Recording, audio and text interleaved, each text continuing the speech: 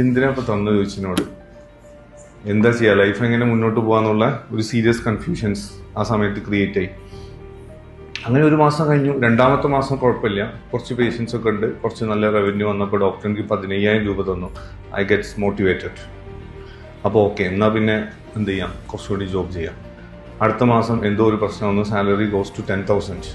സ്ട്രഗിളായി. കൂടിയത് കുറഞ്ഞാൽ നമുക്ക് സഹിക്കോ? ഇല്ല. നാലാമത്തെ മാസം ഡോക്ടറോട് ഞാൻ പറഞ്ഞു, I am thinking to start a clinic എന്ന് പറഞ്ഞു. ഡോക്ടർ ആദ്യം ഒന്ന് ഞെട്ടിയെങ്കിലും പിന്നെ എന്നോട് പറഞ്ഞ്, നിങ്ങൾക്ക് അങ്ങനെ ഒരു താല്പര്യം ഉണ്ടെങ്കിൽ യെസ് യു ക്യാൻ എന്ന് പറഞ്ഞു. അങ്ങനെ 5ാമത്തെ മാസം ഞാൻ ക്ലിനിക്കിൻ്റെ സ്ഥലം എടുത്തു. അങ്ങനെ ക്ലിനിക്ക് സ്റ്റാർട്ട് ചെയ്തു. അപ്പോൾ ക്ലിനിക്ക് സ്റ്റാർട്ട് ചെയ്ത സമയത്ത് എന്തില്ല, ദർ ഇസ് നോ മണി, പൈസ ഒന്നുമില്ല. സോ സം ഗോൾഡ്, വൈഫിൻ്റെ ഗോൾഡൊക്കെ ഒന്ന് സെറ്റാക്കിയിട്ട് സ്റ്റാർട്ടഡ് എ ബിസിനസ്. എപ്പോഴും നമ്മളെ ലൈഫിൽ നിങ്ങൾ ചേഞ്ച്, അതല്ലെങ്കിൽ ഒരു ടേണിംഗ് പോയിന്റ് ഉണ്ടാവുന്ന സമയത്ത് നമ്മളെ ലൈഫിൽ ഭയങ്കര പ്രഷർ ഉണ്ടാവും. നമുക്ക് ഡിസിഷൻ എടുക്കാൻ കൺഫ്യൂഷൻ ഉണ്ടാവുന്ന ഒരുപാട് ഏരിയാസ് ഉണ്ട് ലൈഫിൽ, അല്ലേ? ഡിസിഷൻ എടുക്കുക എന്ന് പറയുമ്പോൾ ഒന്നൊരു കോളേജിൽ ചേരുക എന്ന് പറഞ്ഞാൽ എന്താണ്, ഡിസിഷൻ എടുക്കാൻ പ്രയാസമാണ്. കാരണം എന്താണ്, അവിടെ ചിലപ്പോൾ ഒരു വലിയൊരു അഡ്വാൻസ് വേണ്ടി വരും.